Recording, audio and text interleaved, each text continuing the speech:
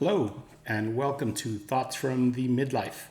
I am Alfonso El Torito Espinosa, and today's topic will be the Dallas Cowboys off-season and a little bit about Cowboys fandom from my perspective. So today I'll talk to you about being a guy in my 50s and having been a Cowboys fan since the very early 70s. Earliest recollection was the Super Bowl against the Dolphins, watching that with my three older brothers and really establishing a lifelong fandom of the Cowboys. So I was kind of spoiled growing up in the 70s, watching the team led by Roger Staubach and adding pieces like Randy White, Too Tall Jones, Tony Dorsett, Drew Pearson, Cliff Harris, up and down Hall of Famers, and watching them win almost every Sunday, competing in several Super Bowls, winning a couple of them and losing a couple of them. Then going through the 80s, which were kind of a dry spell, with the exception of the early 80s with Danny White, who I think was very underrated as a Cowboy and didn't really get the recognition that he deserved, taking the Cowboys to 3 consecutive NFC championships and losing to eventual dynasties like the San Francisco 49ers, who shall not be named too often on this podcast. So the 80s were kind of a dry spell, and towards the end of the 80s marked the end, of course, of the Tom Landry era and the beginning of the Jimmy Johnson era, which led to the great run in the 90s, which unfortunately came to a too quick of an end. Everyone that I've talked to, that I listened to, that are also fans of the Cowboys, believe that they could have won one more, but if it's ifs and buts, right? And then we came into the long spell, which we are in right now, the 2000s. We've seen many very good careers go by the wayside without capitalizing on them. Some potential Hall of Famers, some really good players like Tony Romo and Des Bryant and Jason Witten and DeMarcus Ware and players like that along the way. And we're kind of stuck in the middle of that right now too. Dak could still become a great player. He's a very good player. I think he could become a great player. You have Hall of Famers potentially in Tyron Smith and Zach Martin that are there, and some very serviceable players. Zeke, who started off really hot in his career and now is seemingly tailing off. But the Cowboys have always seemed to be a team that has a lot of talent on paper. Maybe sometimes overvalued by talent evaluators and talking heads about how good they are, and when really things just haven't gotten put together on the field. Of course, there are plenty of ideas as to why that doesn't happen. Personally, I believe that while the owner, Gerald Jones, not Gerald, is a little too deeply involved in the marketing piece, and not that he shouldn't be. I mean, that's his money, right? But I think that is very undermining. I think it hurts the coaches he's had. It hurts Mike McCarthy for sure. You see McCarthy now, he didn't even show up to the owners' meetings that NFL coaches usually go to. He did not show up. He instead went to some pro days. He went to the Alabama pro day, which is cool because lots of those Alabama kids will be playing on Sundays. But I think he just didn't want to answer questions about Sean Payton and his job and how disappointing that season was, and on and on. So I think that Jerry's involvement is too deep. There's no camera that he doesn't love. I think he gives away too much information. I think he talks too much about his roster. For example, you look at the Patriots and Dolphins, they just made a trade for Devontae Parker. And Parker, by no means, is compared to Amari as a route runner, the success he's had in the league. Amari's a several-time Pro Bowler, 1,000-yard-a-season guy. And the Cowboys got a fifth for him. Granted, his contract was, kind of tough, and he carries that stigma that he disappears late in games and stuff like that, or on the road. But nonetheless, Amari's a good receiver. I think he's gonna do really well with Deshaun in Cleveland. But the Dolphins got a third for Parker. The Cowboys got a fifth for Cooper. I think there was just too much out there where the Cowboys said, if we can't trade him, we're gonna release him. Never heard any scuttlebutt about Parker getting released. They had a crowded receiver room. They decided Cedric Wilson away from the Cowboys. They already have that kid Waddle on their staff, and of course, recently the big move of getting the Cheetah over there has really made that room crowded. So somebody had to go, but they didn't talk about it. Granted, his contract was a little more serviceable. He had $11 million over 2 years, and Amari is 20, 22, and 20 over the next 3. But when he landed with Cleveland, he redid his deal. They made it a 5-year deal, stretched it out to make it more manageable. Why couldn't the Cowboys have done that? Right? So I think a lot of that had to do with Jerry Jones just talks too damn much. Now, I was hoping that with the scandal that he's got brewing at his feet with paternity and all that personal stuff, I was hoping it would kind of fade away a little bit, but seemingly it's not. It hasn't happened, and we're seeing some of the apparently ill-fated attempts by Stephen Jones' son, to step into that front office role. So that's a little bit about the fandom for the Cowboys. Deep love for the Cowboys. Deep. Sometimes too damn much. But it's a topic that takes a lot of my energy, a lot of my time, because I love football. I love football in general. I played some. If I could, I would still be playing. I swear to God, on Sundays when I watch, every time there's a tackle, I flinch because I think it's me doing the tackling.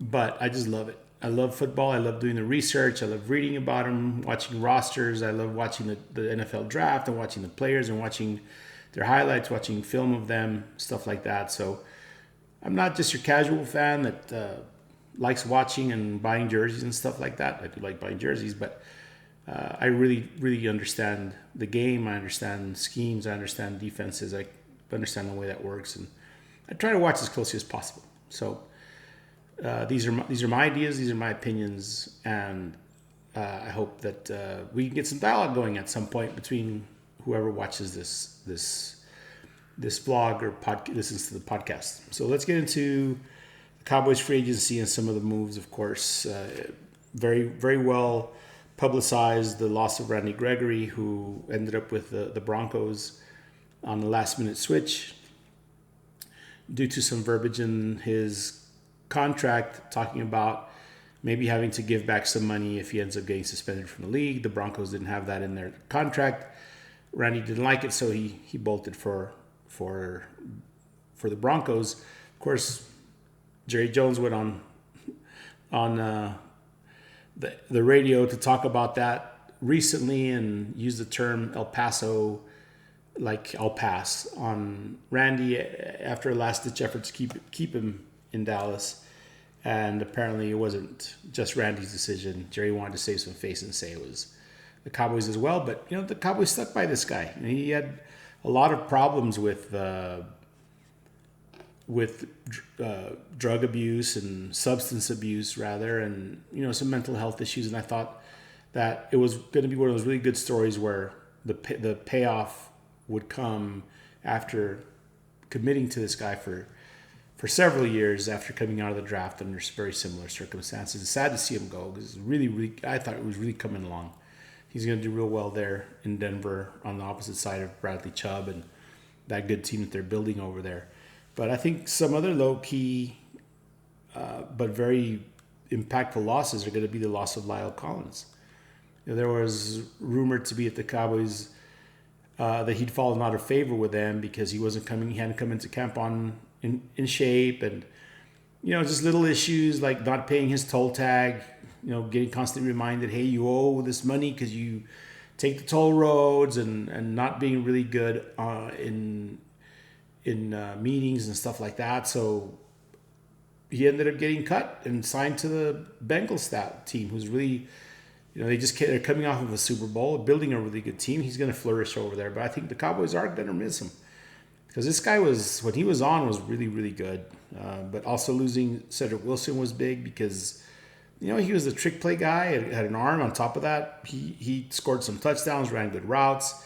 He was a great option for Dak in that offense. Losing him is going to hurt. And although the much maligned Connor Williams was also lost, I think they're going to have a tough time filling that guard. They didn't do it in free agency. I don't think Connor McGovern is the answer. He proved last year that he wasn't. Unless he got a lot stronger in the offseason, because that was Connor Williams' big problem, was that he's a big guy, whooped my ass for sure. But, when you're on that line and your technique breaks down, you go to bad habits. You don't want your quarterback hit, so you grab him. And I think after a while, he just had the microscope on him, and he was getting watched for everything. And because there were a couple of BS calls in that Patriots game where they said he tagged the guy with his leg, and other ways that other calls aren't made against players. I'm not saying, oh, there's a Cowboys conspiracy. No, I'm not saying that. Just I think that when you've got the spotlight on you because you get penalized as much. I mean, that stuff just shows up. But we'll get into the draft and how they may address that in our next episode. But losing Connor Williams is tough. Now let's look at who else they lost. Of course, we talked about Amari. Losing him is big.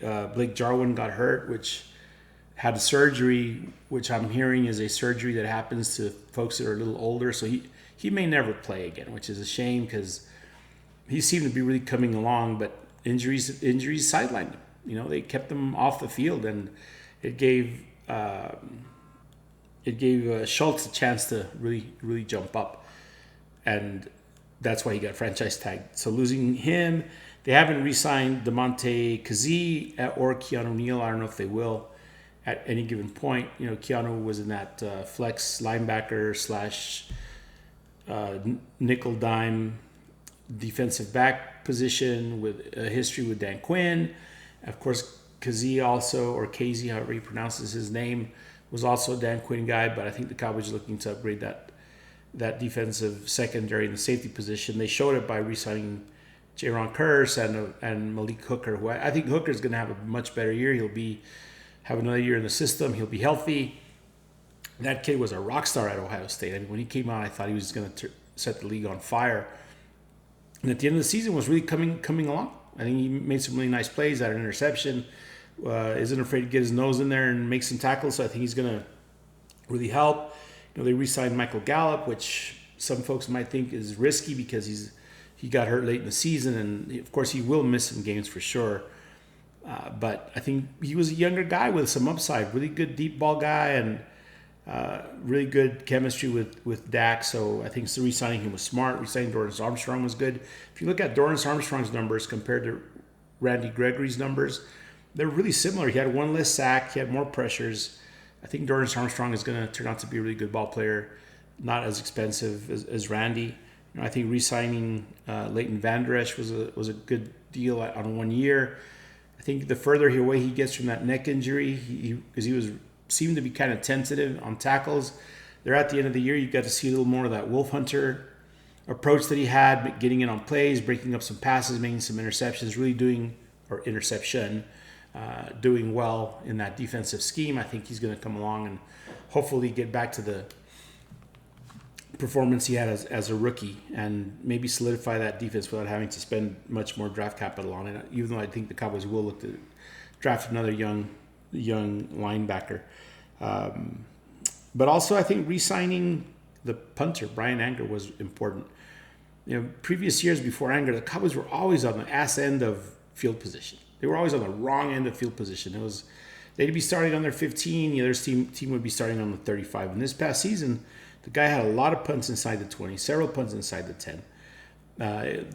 He would help flip the field, which I think is really important for a team like this one, with a defense that they're building that hopefully can continue its level of aggression that they had last year and success with some turnovers. It's tough to repeat that. I think go back-to-back seasons with that kind of performance, but we'll see how that goes. Hopefully, with Dan Quinn being on board for another year, some continuity there with the players that are on board and with the folks that they're bringing on, maybe that will be to another hopefully top 10 defense if they can get some pressure. Retaining Tank was a big deal. Lawrence has said he wants to end his career as a Cowboy, so I think he did the right thing by restructuring his contract to help the Cowboys with their cap number.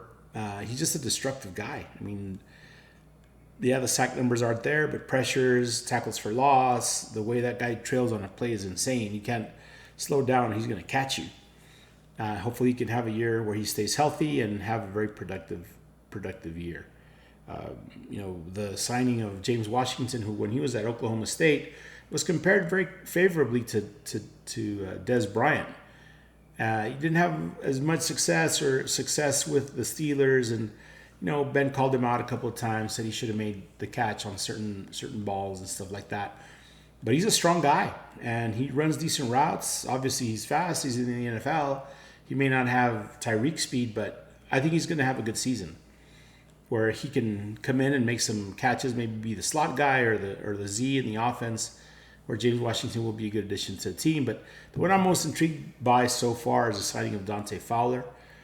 Dante was a top 5 pick in the NFL draft. He went to the Jaguars, had a slow start because he had a run-in with the law, and then he ended up getting traded to the Rams that year. The Rams went to the Super Bowl before this one that they just won.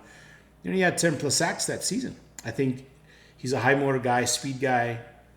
Doesn't affect the run as well as Randy did, but I think in that scheme, having had some experience with the Falcons and Dan Quinn, it could be a really good fit for the Cowboys.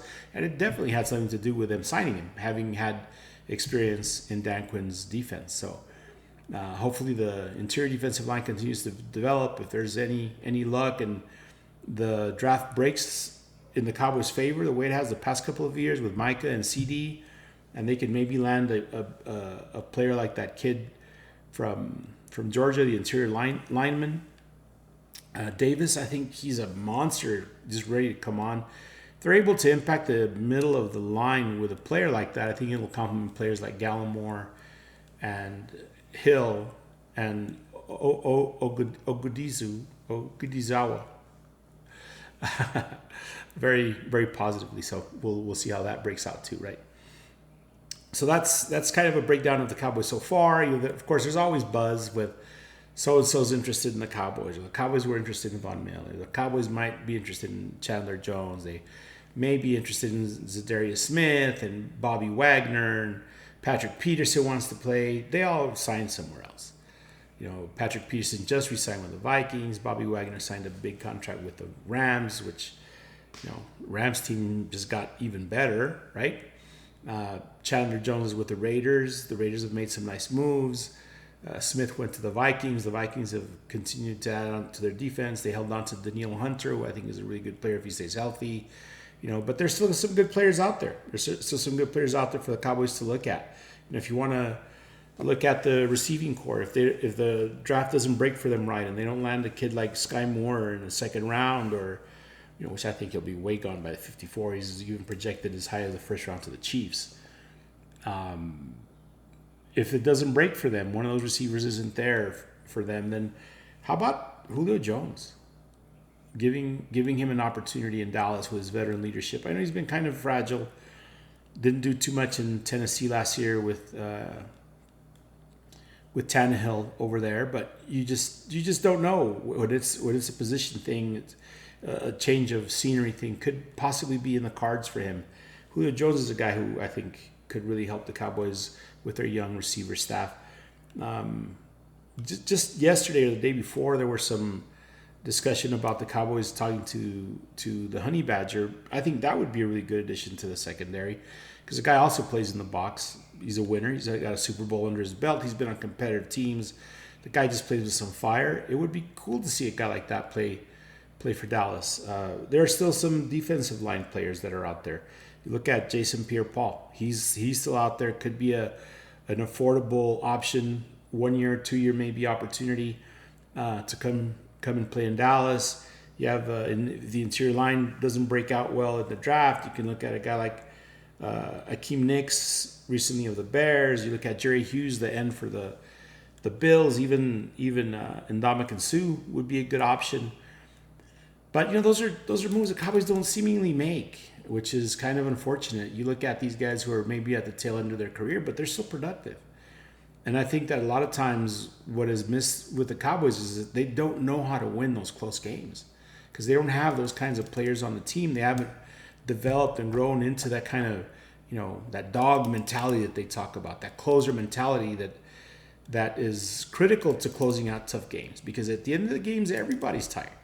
No, it doesn't matter how big or how small your contract is. It doesn't matter how big a school you went to, or how nice a car you drive. It's that inside guts mentality thing that just makes you reach a little bit. And these guys that know what it's like, to sweat and bleed for championships, guys like Pierre-Paul, guys like Ndamukong Suh, those guys are important. Guys like the Honey Badger that could put them over. Look at the Rams last year.